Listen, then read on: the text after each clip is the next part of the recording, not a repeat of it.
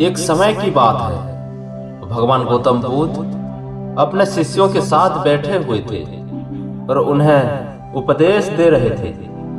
तब उन्होंने अपने शिष्यों से कहा, क्रोध इंसान का सबसे बड़ा दुश्मन है। क्रोध करने वाला व्यक्ति खुद को हानि पहुंचाता ही है, लेकिन दूसरों को भी हानि पहुंचाता है। वह प्रतिशोध की आग में जलता है और अपने जीवन को बर्बाद करता है। उनके उपदेश खत्म हो जाने के बाद उनके शिष्यों में से एक शिष्य खड़ा होता है और उसे बोलता है, तू एक ढोंगी है। तेरी बातें मनुष्य के रहन सहन से विपरीत है। तू जो भी कहता है उसे अपने जीवन में अनुसरण नहीं करता और दूसरों को ये सब करने कहता है। जब उसका वो शिष्य गौतम बुद्ध को उल्टी सीधी बातें कह रहा था, तब गौतम बुद्ध ने कोई प्रतिक्रिया नहीं दी। लेकिन ऐसे में वो व्यक्ति और भी ज्यादा गुस्सा हो गया और गुस्से में आकर उसने गौतम बुद्ध के मुंह पर थूक दिया। इसके बाद भी महात्मा गौतम बुद्ध को गुस्सा नहीं आया और वे शांत थे। उन्होंने अपने चेहरे से थूक को पोंछा और चुपचाप बैठ गए। ये सब देखकर उस शिष्य को समझ नहीं आया कि वो क्या करेगा।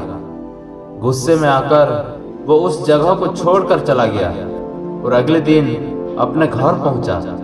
जैसे ही वो अपने घर पहुंचा, तब तक उसका दिमाग शांत हो चुका था। दिमाग के शांत होते ही उसे इस बात का एहसास हुआ कि उसने कितनी बड़ी गलती की है। उसे पाप हुआ है। वो खुद को मन ही मन कहने लगा, ये मैंने क्या कर दिया। मैंने महात्मा बुद्ध का अपमान किया है। ऐसा पाप मैं कैसे कर सकता हूँ। मैंने बहुत बड़ी गलती कर दी।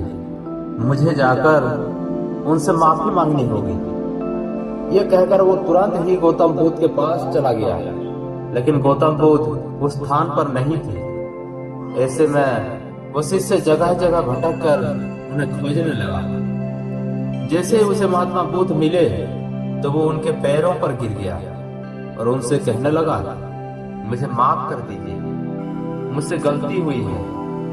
मैंने आपका अपमान किया है। मैंने ये बहुत बड़ा पाप किया है।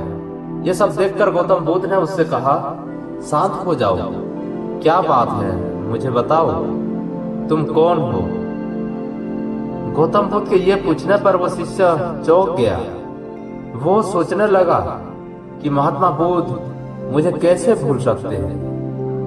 मैंने तो उनका अपमान किया था। ये सोचकर उसने महात्मा बुद्ध से पूछा, मैं वही शिष्य हूँ जिससे कल आपका अपमान किया था और आज इतनी जल्दी मुझे भूल गए। हमें कल की बातों को कल में ही छोड़ देना चाहिए।